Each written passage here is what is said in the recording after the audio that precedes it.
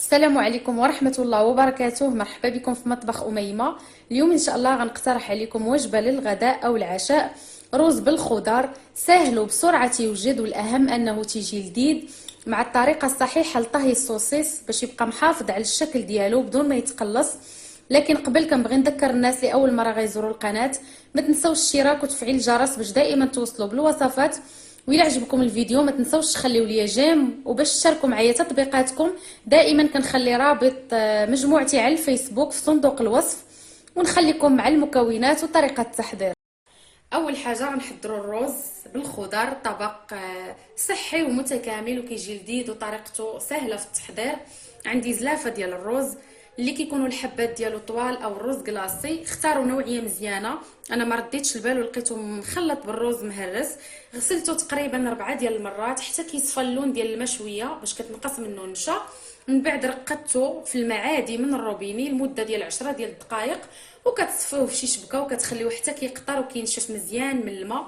عندي تشكيله من الخضر حسب الرغبه وحسب المتوفر، تقدروا تضيفوا اي حاجه اخرى نتوما كتفضلوها وتحذفوا اي حاجه ما عندكمش اولا ما كتبغيوهاش.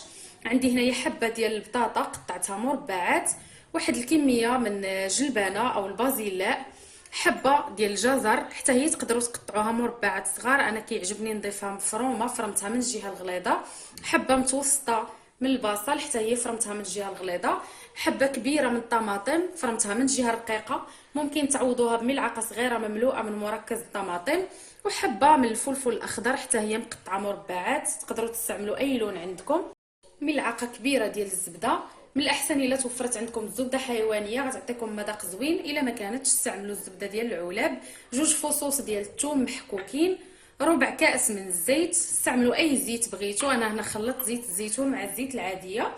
بالنسبه للتوابل عندي ملعقه صغيره مملوءه من الفلفل الاحمر الحلو، ملعقه صغيره مملوءه من الملح، انا كتجيني هي هذيك وكتبقى الملح على حسب الذوق.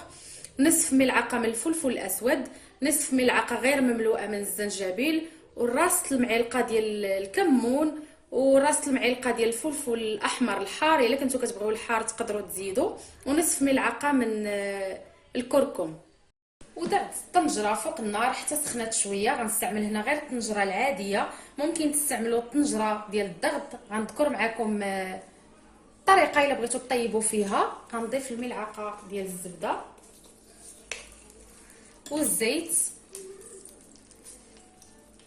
على ما تذوب هاد الزبده شويه، وغنضيف عليهم الرز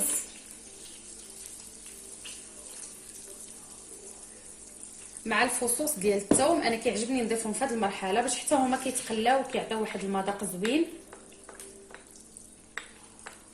صافي النار كتكون ناقصه باش ما يتلصقش لكم الرز، وغنبقى كنحرك فيه مره مره حتى كيتقلى كيذهب اللون ديالو. غتشوفوا معايا كيفاش غيولي. هذه المرحله مهمه بزاف باش من بعد الرز ما كيتعجنش لينا وكيجيونا الحبات ديالو مفروزين. كيرجع بحال هكذا كيتغير ليه اللون، ما عرفتش واش كيبان لكم مزيان. دابا غنضيف عليه الكميه كامله ديال الخضر، ممكن تضيفوا ليه حتى قطع ديال صدر الدجاج او صدر الديك الرومي،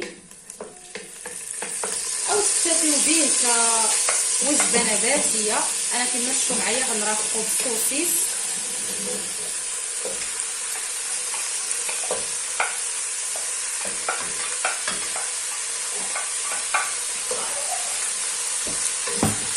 غنخليهم معاه شويه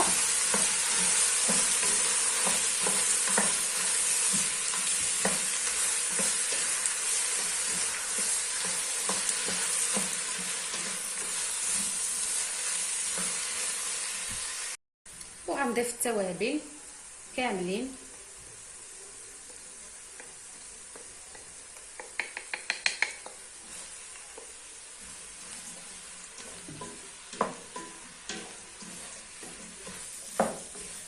غنخلطهم وغنزيد الماء. بالنسبه للماء انا استعملت زلافه ديال الرز، زلافه عامره، يعني غنستعمل 2 زلايف ديال الماء عامرين.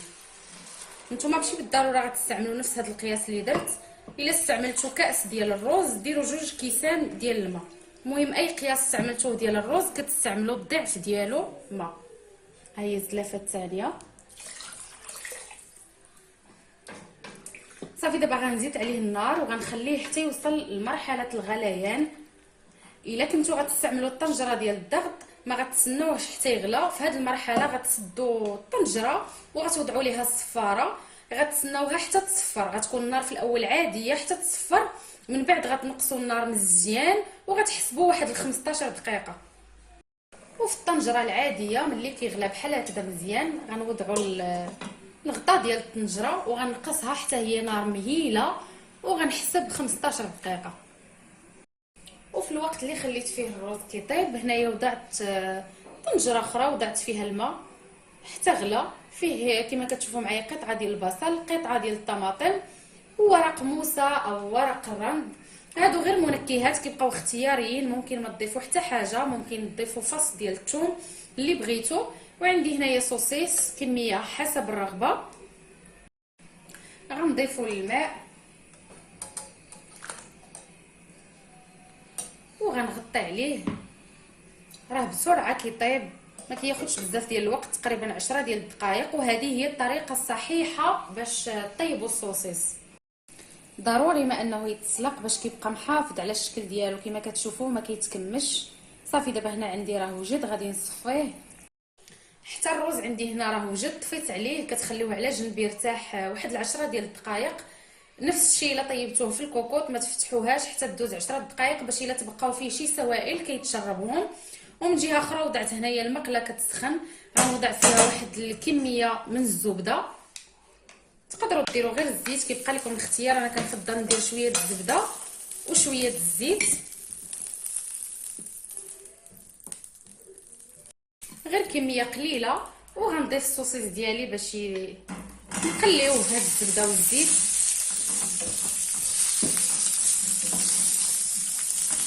غير باش كيجي لذيذ. بالنسبه ليا انا هنا عندي صوصيص ديال لاداند وفيه التوابل ديالو، ما غنضيف ليه حتى شي حاجه. الا كنتو خديتو الصوصيص طبيعي ضيفوا شويه ديال الملحه، شويه ديال البزار، وممكن حتى شويه ديال الكزبر ومعدنوس. صافي غادي غير يتحمر شويه وغنطفي عليه. وهذا هو الشكل ديال الرز قبل ما نحطو في الطبسيل. ضروري ديك الخضره كتطلع الفوق حيت كتكون اخف في الوزن ديالها على الرز. هانتوما راه باقي سخون، كتشوفوا معايا الرز راه كيجي مفروز.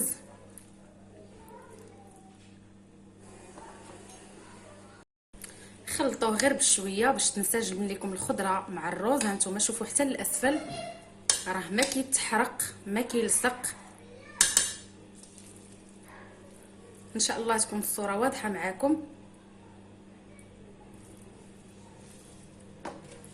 وهذا هو الشكل النهائي الطبق ديالنا. شاركت معكم غدايا ديال نهار اليوم، رافقته مع سلطه خضراء. هانتوما الرز عن قرب راه كيجي مفكك، كيجي لذيذ بزاف. حتى الصوصيص الا كنتو كطيبوه بشي طريقه اخرى جربوه بهذه الطريقه وردوا عليا، كيجي زوين بزاف. وكما قلت لكم ما كيتكمش، ما كيتغيرش ليه الشكل ديالو. كنتمنى هاد الوصفه تكون نالت الاعجاب ديالكم. الا عجبكم الفيديو ما تبخلوش عليا بالتعليقات واللايكات، ما تنساونيش من البارطاج مع الاصدقاء والاحباب. شكرا على المتابعه والى اللقاء مع وصفه قادمه ان شاء الله.